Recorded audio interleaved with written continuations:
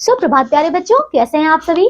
आइए बच्चों शुरू करें हमारी ये कक्षा। आज हम करने वाले हमारा एक नया पाठ 8 जिसका नाम है विशेषण यानी कि एडजेक्टिव।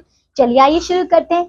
बच्चों सबसे पहले चित्र देखो और समझो। देखिए इस चित्र में क्या है। देखो एक घर है सुंदर सा, फिर यहाँ पे एक गुब्बारे वाला है, एक बच्चा गुब्बारे का यहाँ पे खरीद रहा है, और फिर यहाँ पे दूध वाला भी है ना, और कई सारे सुंदर सुंदर फूल भी हैं। तो बच्चों दिए गए चित्र में रवि का घर बहुत सुंदर है ना बच्चों। रवि के पिताजी उसके लिए 4 गुब्बारे लाए हैं, है ना बच्चों। वो रवि के पिताजी हैं, ठीक है। और रवि का भाई मोहन 2 लीटर दूध ले रहा है, ठीक है। तो दिए गए वाक्यों में सुंदर, 4 और 2 लीटर क्रमशः घर, गुब्बारे और दूध शब्दों की विशेषता बता रहे हैं। तो ये शब्द बच्चों विशेषण कहलाते हैं। समझ गए। अब आगे, संसार की सभी प्राकृतिक या अप्राकृतिक वस्तुओं की अपने अपने कुछ न कुछ विशेषताएं होती हैं। ये विशेषताओं वाले शब्द ही विशेषण कहलाते हैं। जैसे कि बच्चों अब देखिए इसकी परिभाषा। जो शब्द संज्ञा या सर्वनाम शब्दों की विशेषता बताते हैं उन्हें विशेषण कहते हैं, बस, ठीक है। विशेषण शब्द पहचानने के लिए प्रायः संज्ञा या सर्वनाम शब्दों के साथ कैसा या कितना शब्द लगाकर प्रश्न किया जाता है। जैसे कि बच्चों अगर पूछा जाए कैसा घर, तो हम कहेंगे सुंदर। कितने गुब्बारे, 4। कितना दूध, 2 लीटर, है ना। तो बच्चों यही तो है इनके बारे में। अब देखिए विशेषण जिन संज्ञा या सर्वनाम शब्दों की विशेषता बताते हैं विशेष्य कहलाते हैं, ठीक है। जैसे कि अभी हमने गुब्बारों की बात की, गुब्बारे सुंदर है, सुंदर तो विशेषण है, लेकिन गुब्बारे क्या है, विशेष्य है, बस, ठीक है। अब देखिए उपयुक्त वाक्यों से हमने क्या देखा, विशेषण क्या है, सुंदर है, जबकि 4 यहाँ पे विशेषण देखो सुंदर है, 4 है और 2 लीटर, जबकि विशेष्य क्या है, घर, गुब्बारे और दूध, क्योंकि इनके बारे में बात हो रही है। अब देखिए विशेषण के भेद यानी कि काइंड्स ऑफ एडजेक्टिव। बच्चों विशेषण 4 प्रकार के होते हैं, ठीक है। पहला है गुणवाचक विशेषण, फिर संख्यावाचक विशेषण, परिमाणवाचक विशेषण और सार्वनामिक विशेषण। तो ये 4 हैं। आइए एक एक करके इन्हें पढ़ेंगे। पहला आता है गुणवाचक विशेषण। जो विशेषण शब्द संज्ञा या सर्वनाम के दोष, गुण, आकार, अवस्था, रंग, रूप आदि का बोध करा उन्हें गुणवाचक विशेषण कहते हैं। जैसे कि छात्र परिश्रमी है, बगीचे में लाल गुलाब खिला है, ठीक है बच्चों। यहाँ परिश्रमी और लाल गुलाब जो है बच्चों, यहाँ पे लाल क्या है, गुणवाचक विशेषण है, ठीक है। अब दूसरा देखिए संख्यावाचक विशेषण। तो जैसा कि आप नाम से समझ पा रहे हैं यहाँ पे संख्या होगी, यानी कि जो विशेषण शब्द संज्ञा अथवा सर्वनाम की संख्या का बोध कराए, बस वही आपका संख्यावाचक विशेषण है। जैसे कि 2 बच्चे खेल रहे हैं, मेरे पास कई खिलौने हैं, है ना बच्चों। 2 और जो कई है ना, यहाँ पे ये संख्यावाचक विशेषण है, ठीक है।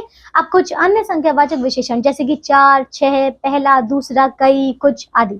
संख्यावाचक विशेषण बच्चों 2 प्रकार के होते हैं। पहला होता है हमारे पास निश्चित संख्यावाचक विशेषण, ठीक है। जैसे कि जिन विशेषण शब्दों से हमें निश्चित संख्या की जानकारी मिले वही होते हैं निश्चित संख्यावाचक विशेषण। जैसे कि 8, 12, 50, 3 दर्जन, ठीक है, ये निश्चित है। जबकि अनिश्चित संख्यावाचक विशेषण क्या होगा, जिसमें हमें किसी भी निश्चित संख्या का बोध ना कराया जाए, बस वही होते हैं।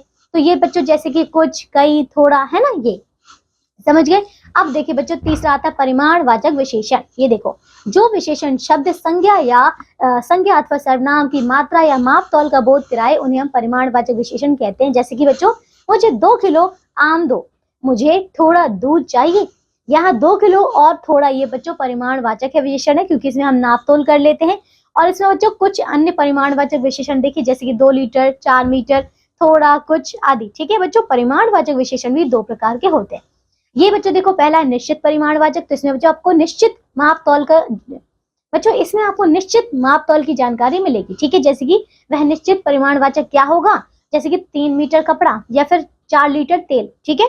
और बच्चों अनिश्चित परिमाणवाचक विशेषण यानी कि विशेषण वाले वो शब्द जो हमें निश्चित माप तौल का बोध ना कराएं, ठीक है, उनकी जानकारी ना दें, तो ये होते हैं हमारे अनिश्चित परिमाणवाचक विशेषण। जैसे कि कम दूध या फिर ज्यादा चीनी, है ना, तो हमें पता नहीं कितनी, पर कम या ज्यादा कुछ तो है, ठीक है, समझ गए। अब चौथा बच्चों सार्वनामिक विशेषण। देखिए जब निश्चयवाचक सर्वनाम किसी संज्ञा से पहले आकर किसी देखो उसकी विशेषता बताते हैं तो तब हम उसे सार्वनामिक विशेषण कहते हैं। जैसे कि बच्चों यह लड़का मेरा मित्र है, वह विद्यालय हमारा है, ठीक है बच्चों। तो यहाँ पर यह और वह सार्वनामिक विशेषण है, ठीक है, क्योंकि ये संज्ञा के आगे प्रयोग किए गए हैं, ठीक है। अब देखिए कुछ अन्य सार्वनामिक विशेषण जैसे कि ये, वे, इस, उस, है ना। कुछ विशेषण मूल रूप से विशेषण होते हैं और कुछ संज्ञा, सर्वनाम, क्रिया और अव्यक्त शब्दों से बनाए जाते हैं। यहाँ हम संज्ञा से बने विशेषण के बारे में जानेंगे, ठीक है। अब आगे आओ संज्ञा शब्दों से बने कुछ विशेषण शब्दों को जानें। बच्चों देखिए जैसे कि संज्ञा है रंग, इससे विशेषण बनेगा रंगीन।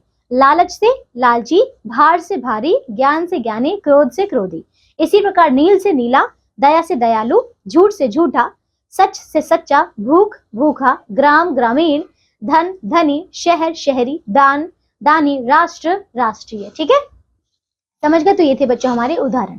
आप देखिए क्या है, गुणवाचक विशेषण यानी कि बच्चों क्वालिटेटिव एडजेक्टिव, संख्यावाचक विशेषण यानी कि न्यूमरल्स एडजेक्टिव। ठीक है बच्चों, अब आगे देखिए यहाँ पे। चलिए हमारा पार्ट तो बच्चों पूरा हो गया। आइए अब हम दोहराते हैं जो भी हमने इस पार्ट से सीखा। आओ दोहराएं। जो शब्द संज्ञा या सर्वनाम शब्दों की विशेषता बताते हैं विशेषण कहलाते हैं। सभी प्राकृतिक और अप्राकृतिक चीजों की कुछ विशेषताएं होती हैं। विशेषण जिन संज्ञा या सर्वनाम शब्दों की विशेषता बताते हैं उन्हें विशेष्य कहते हैं। ठीक है बच्चों, तो ये था हमारा पार्ट जो कि पूरा हो चुका है। अब हम मिलेंगे अगली कक्षा में एक नए पार्ट के साथ। तब तक के लिए आप इस पूरे पार्ट को अच्छे से दोबारा से पढ़िए और अभ्यास के प्रश्नों को भी कीजिए। अपना ध्यान रखिएगा बच्चों, स्वस्थ रहिएगा। बाय।